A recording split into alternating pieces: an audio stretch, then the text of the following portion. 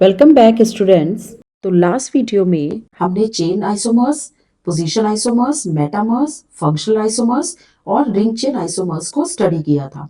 आज के इस वीडियो में हम टॉटोमेरिज्म को स्टडी करेंगे, which is a very important topic. तो इसको डिटेल में विद एग्जाम्पल समझेंगे और साथ ही साथ क्वेश्चंस भी करेंगे। तो स्टार्ट करने से पहले जो लास्ट वीडियो में मैंने क्वेश्चन दिया था, पहले हम उसको सॉल्व कर लेते हैं। So the question was calculate total number of isomers in C4H10O। तो अब इसमें हमें इस मॉलिक्यूलर फॉर्मूले के साथ total number of isomers calculate करने हैं, जिसके लिए सबसे पहले हमें DU कैलकुलेट करना होगा, यानी डिग्री ऑफ अनसैचुरेशन। तो इसका फॉर्मूला क्या था? C+1 minus H+X-N/2। तो C क्या है? टोटल नंबर ऑफ कार्बन, यानी कि 4 + 1 minus total number of hydrogen, यानी कि 10 प्लस X0N0। तो 5 माइनस 5, तो DU की वैल्यू हुई, यानी डिग्री ऑफ अनसैचुरेशन हो गया 0। That means there is no double bond. अब हमें यह पता है कि इस मॉलिक्यूलर फॉर्मूले के जो भी स्ट्रक्चर्स हैं उनमें डबल बॉन्ड नहीं है और एक ऑक्सीजन है। तो एक ऑक्सीजन के साथ without double bond functional group कौन कौन से पॉसिबल हैं? अब फंक्शनल ग्रुप कौन से पॉसिबल होंगे? हाइड्रोक्सी हो सकता है या फिर ईथर। तो अब हम इसके पॉसिबल आइसोमर्स को ड्रॉ कर लेते हैं। तो फर्स्ट आइसोमर 4 कार्बन के साथ एक ये हो सकता है, 1 2 3 4, हाँ 4 कार्बन और एक OH ग्रुप। तो पहले हम OH ग्रुप के साथ आइसोमर्स बना लेंगे। तो फर्स्ट ये हो गया, सेकेंड OH ग्रुप की पोजीशन चेंज कर लेते हैं। यहां पर भी 1 2 3 4 कार्बन है। थर्ड आइसोमर, तो इस बार हम 3 कार्बन की चेन बना लेते हैं, 1 2 3 और यहाँ पे OH ग्रुप और 3 कार्बन है, तो फोर्थ कार्बन साइड चेन में ले लेते हैं। फोर्थ आइसोमर क्या पॉसिबल है? 3 कार्बन के साथ हम OH ग्रुप की पोजीशन चेंज कर लेते हैं। तो ये हो गया फोर्थ आइसोमर। तो और इसके अलावा और कोई पॉसिबल आइसोमर है? नहीं, इसके अलावा और कोई पॉसिबल आइसोमर नहीं है। तो ये हो गए OH ग्रुप के साथ। अब हम ईथर ग्रुप के अकॉर्डिंग बनाएंगे। तो अब फिफ्थ आइसोमर क्या होगा कि पहले हम एक चेन में ले लेते हैं कार्बन्स को। तो 1 2 3 और ये ईथर और ये फोर्थ कार्बन। तो एक आइसोमर ईथर का ये हो गया। अब नेक्स्ट आइसोमर में हम ईथर को सेंटर लोकेशन पे ले लेते हैं। तो एक ये पॉसिबल आइसोमर हो गया, 1 2 3 4 कार्बन यहां पर भी है।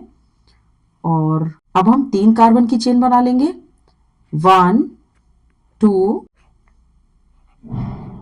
3 और एक कार्बन को साइड चेन में। तो एक पॉसिबल आइसोमर ये हो गया। इसका और कोई पॉसिबल आइसोमर नहीं है। तो टोटल आइसोमर हो गए 7। अब इसमें first isomer, second isomer, third, fourth, fifth, sixth and 7, they all are functional isomer।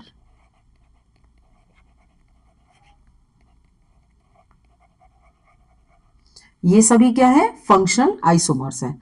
अब इसमें ether is a bivalent functional group. तो 5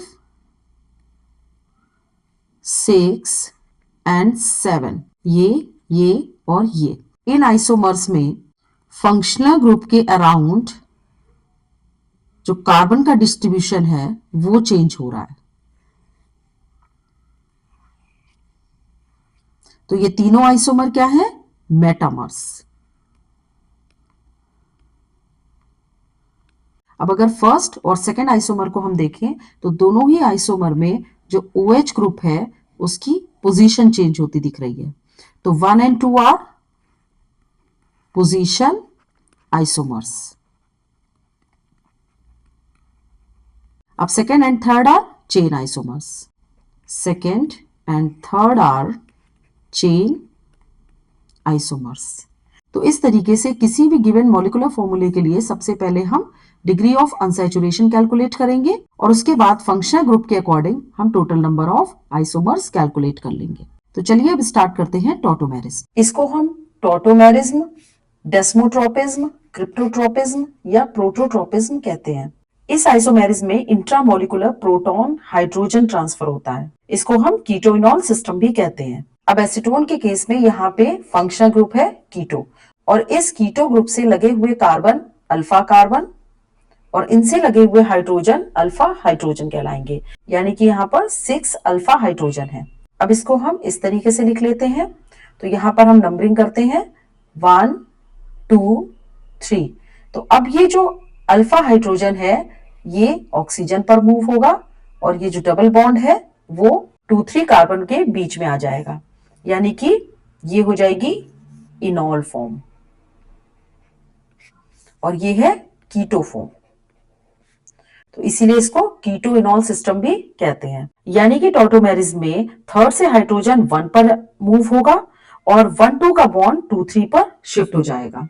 लेकिन इसकी एक कंडीशन है कि alpha carbon should be sp3 hybridized. जैसे कि यहाँ पर ये वाला जो कार्बन है ये भी sp3 हाइब्रिडाइज्ड है और ये कार्बन भी sp3 हाइब्रिडाइज्ड है। So alpha carbon should be sp3 hybridized and alpha carbon should contain alpha hydrogen. तो अगर ये दो कंडीशन है तो टॉटोमेरिज्म पॉसिबल है। तो इस पॉइंट को आप नोट डाउन कर ले। अब क्योंकि प्रोटॉन ट्रांसफर 1 और 3 के बीच हो रहा है तो ये टॉटोमेरिज्म 1-3 सिस्टम कहलाता है।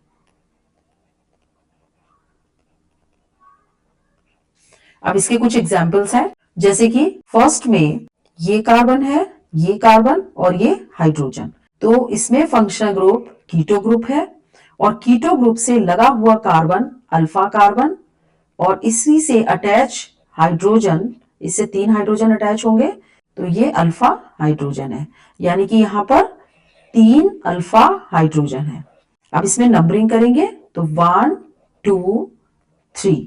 तो एक अल्फा हाइड्रोजन 1 पे शिफ्ट हो जाएगा और 1-2 का डबल बॉन्ड 2-3 पे शिफ्ट हो जाएगा। तो इसका टॉटोमर क्या होगा? COH double bond CH2। अब नेक्स्ट एग्जाम्पल में इसमें ये कीटो ग्रुप है और इससे हम देख रहे हैं कि कोई भी अल्फा कार्बन अटैच नहीं है, दोनों तरफ ही हाइड्रोजन है। तो ये टॉटोमेरिज्म शो नहीं करेगा, नो टॉटोमेरिज्म। क्योंकि टॉटोमेरिज्म के लिए एक कंडीशन होती है कि there should be alpha carbon which is sp3 hybridized and alpha carbon should contain alpha hydrogen. तो सेकंड वाले कंपाउंड में कोई भी टॉटोमेरिज्म नहीं होगी।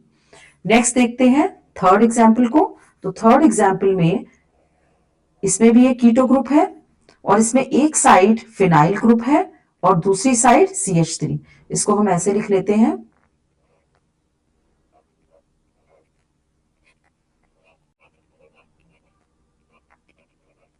और यहां पर ये फिनाइल ग्रुप लगा लेते हैं।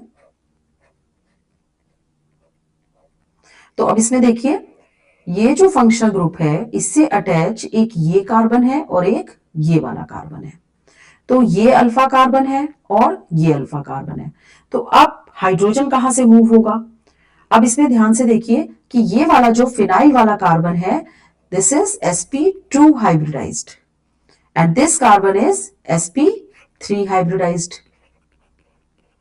तो टॉटोमेरिज्म के रूल के according alpha carbon should be sp3 hybridized. तो क्योंकि ये कार्बन sp3 हाइब्रिडाइज्ड है और अल्फा कार्बन भी है तो इससे जो अटैच हाइड्रोजन है ये ऑक्सीजन पर मूव होगा और 1-2 का जो डबल बॉन्ड है वो 2-3 पर शिफ्ट हो जाएगा। तो अब देखते हैं इसका इनॉल फॉर्म क्या होगा।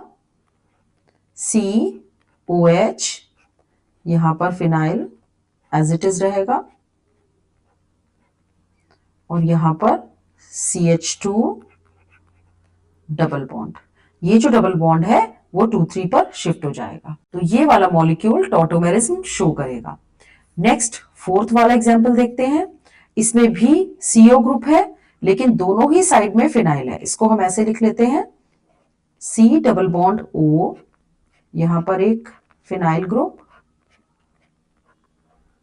एक फिनाइल ग्रुप यहां पर लिख लेते हैं। तो यहां पे आप देख रहे हैं कि दोनों ही साइड में जो कार्बन है, अल्फा कार्बन तो है लेकिन ये sp2 हाइब्रिडाइज्ड है।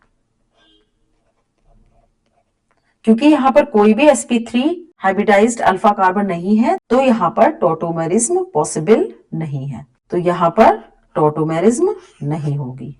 अब नेक्स्ट हम देखते हैं tautomerism in 1,5 system. If 1,3 system failed then we can use 1,5 system, यानी कि प्रोटॉन अगर थर्ड पोजीशन पर नहीं है या फिर वो sp2 हाइब्रिडाइज्ड है तो हम फिफ्थ पोजीशन से हाइड्रोजन को यूज कर सकते हैं। फॉर एग्जाम्पल यहां पर ये फंक्शनल ग्रुप है, तो यहां पे हम नंबरिंग करते हैं 1 2 3 4 5। तो इसको हम इस तरीके से लिख लेते हैं, एक हाइड्रोजन को सेपरेट कर लेते हैं तो इजी हो जाएगा।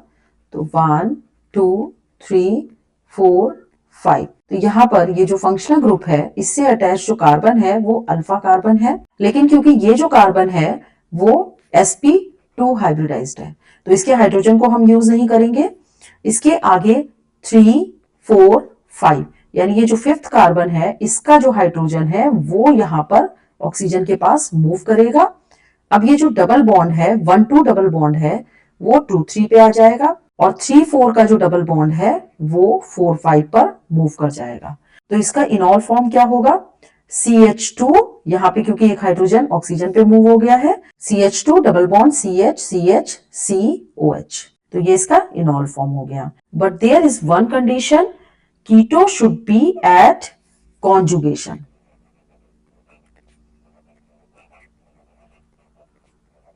कॉन्जुगेशन क्या है इसको हम आगे स्टडी करेंगे। अभी के लिए बस ये याद रखो कि conjugation means alternate single and double bond. यानी कि 1,5 सिस्टम में क्या होगा कि जो फिफ्थ कार्बन का हाइड्रोजन है वो ऑक्सीजन के पास मूव होगा, 1-2 का जो डबल बॉन्ड है वो 2-3 पे आएगा और 3-4 का जो डबल बॉन्ड है वो 4-5 पर मूव कर जाएगा। फॉर एग्जाम्पल ये साइक्लोहेक्सीन 1 ओन बना लेते हैं। अब इस एग्जाम्पल में देखते हैं कि इसमें 1,5 सिस्टम कैसे वर्क करता है। तो यहां पर ये क्या है, फंक्शनल ग्रुप है। अब इससे अटैच ये 2 कार्बन है तो नंबरिंग हम यहां से करेंगे 1 2 3 4 5, यानी ये जो फिफ्थ कार्बन है ये ऑक्सीजन पर मूव करेगा। ये 5 कार्बन है, ये 6, ये 7, इसको भी कर लेते हैं। तो अब जो 3 और 7 पोजीशन है इन दोनों के जो कार्बन है वो sp2 हाइब्रिडाइज्ड है। ये भी sp2 है और ये भी sp2 हाइब्रिडाइज्ड है। तो यहां पर जो फिफ्थ कार्बन है इससे जो अटैच हाइड्रोजन है ये हाइड्रोजन ऑक्सीजन पर मूव करेंगे और ये जो डबल बॉन्ड है ऑक्सीजन का जो डबल बॉन्ड है वो 2-3 पे शिफ्ट होगा और 3-4 का जो डबल बॉन्ड है वो 4-5 पे शिफ्ट हो जाएगा। तो इसका इनॉल फॉर्म क्या होगा, यहां पे OH हो जाएगा, double bond, so this is phenol. तो इस तरीके से 1,5 सिस्टम में भी टॉटोमेरिज्म पॉसिबल है। Now let's study some more examples of 1,3 system. तो यहाँ पर कुछ एग्जाम्पल्स दिए हुए हैं जिसमें 1,3 सिस्टम टॉटोमेरिज्म शो किया गया है। जैसे कि फर्स्ट एग्जाम्पल में CH3N डबल बॉन्ड O, इसको बोलते हैं नाइट्रोसो। तो यहाँ पे इसको हम इस तरीके से लिख लेते हैं। अब यहाँ पर ये जो फंक्शनल ग्रुप है इसमें हम नंबरिंग O से स्टार्ट करेंगे 1 2 3। अब ये हो गया अल्फा कार्बन और इससे अटैच जो हाइड्रोजन है वो अल्फा हाइड्रोजन। अब ये हाइड्रोजन ऑक्सीजन पर मूव करेगा और ये जो डबल बॉन्ड है वो 2-3 पर शिफ्ट हो जाएगा। अब इसका टॉटोमर क्या होगा, CH2 डबल बॉन्ड NOH। इसको हम ऐसे भी लिख सकते हैं,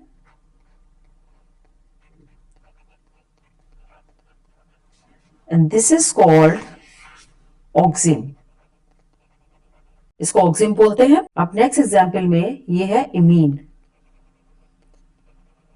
इसको हम इस तरीके से ओपन फॉर्म में लिख लेते हैं, एक हाइड्रोजन को सेपरेट कर लेते हैं। तो यहां पर भी नंबरिंग 1 2 3, तो ये हो गया अल्फा कार्बन और ये अल्फा हाइड्रोजन। तो अब ये हाइड्रोजन यहां पर मूव करेगा और ये जो डबल बॉन्ड है वो 1 2 से 2 3 पे शिफ्ट हो जाएगा। तो इसका टॉटोमर क्या होगा, CH2 double bond CH NH2। तो दिस इज इनामीन, क्योंकि ये अमीन है और डबल बॉन्ड है तो इनामीन। अब थर्ड एग्जाम्पल में ये नाइट्रो ग्रुप है, तो अब यहां पे नंबरिंग 1 2 3, तो सिमिलरली हाइड्रोजन ऑक्सीजन पे मूव करेगा और ये जो डबल बॉन्ड है वो 2 3 पे आ जाएगा। तो इसका टॉटोमर क्या होगा, CH2 double bond NO OH और यहां पर positive charge. So this is nitro aci nitro tautomerism. अब फोर्थ एग्जाम्पल में अब यहां पर ये अमाइड है,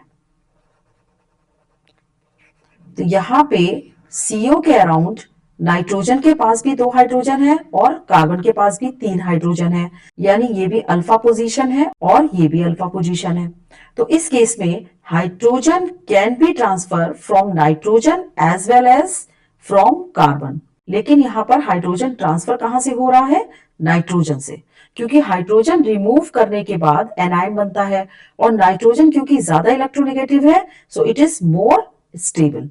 तो यहां पर हाइड्रोजन नाइट्रोजन वाला मूव करेगा, तो ये जो हाइड्रोजन है वो ऑक्सीजन पे मूव करेगा और डबल बॉन्ड यहां पर आ जाएगा।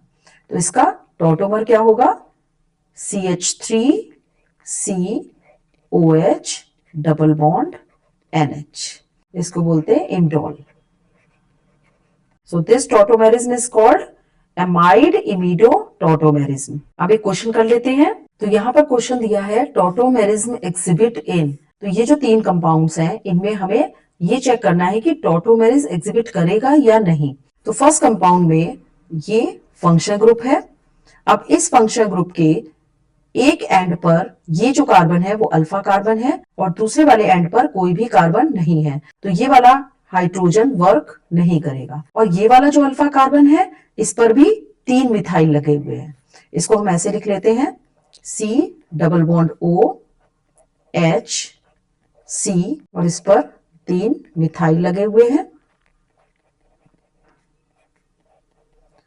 तो इस वाले फंक्शनल ग्रुप से अटैच कार्बन अल्फा कार्बन पर कोई भी अल्फा हाइड्रोजन नहीं है, क्योंकि इस पर कोई भी अल्फा हाइड्रोजन नहीं है तो इसमें टॉटोमेरिज्म एक्सिबिट नहीं करेगा।